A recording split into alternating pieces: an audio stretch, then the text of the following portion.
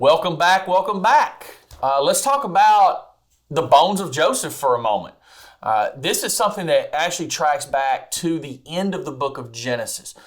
Genesis really kind of covers 4 generations, once you get to Genesis chapter 12. Earlier than that, you're talking about Adam and Eve and Noah, Cain, Abel, some of those, situations. Then once you get to chapter 12, you get Abraham, Isaac, and Jacob, and then the next generation is Joseph. And a large portion, much larger than what I think a lot of people really realize, covers the life of Joseph. So Joseph dies in Egypt with the rest of the nation of Israel having come down there, the sons of Jacob, their children, they had several generations down there by the time Joseph passed. And so Joseph asked that whenever they went back to the promised land, because both Jacob and Joseph, because Jacob wound up in Egypt as well, Jacob and Joseph both believed that there would come a point in time when they would return to the promised land and take possession of it, just as God had promised to all those generations, to Abraham, Isaac, and Jacob, and then by extension to Joseph.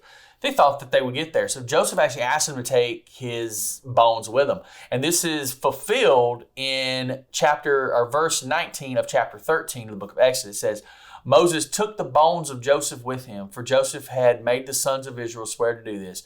He said, God will certainly come to help you. And when he does, you must take my bones with you from this place. So Joseph, according to Genesis chapter 50, was never actually buried. His coffin was above ground for 400 years. It was above ground until it was taken back to Canaan. And so this was kind of a silent witness to the people that here are these remains of this great patriarch, this great man of God who believed with all his heart we were leaving this place. So he was a constant reminder, just his remains were this constant reminder. So he goes. And what's fun is when you stop and think about this, Joseph didn't get to go with his remains straight from Egypt back to the promised land. Somebody was in charge of transporting the remains of Joseph around in the wilderness for 40 years.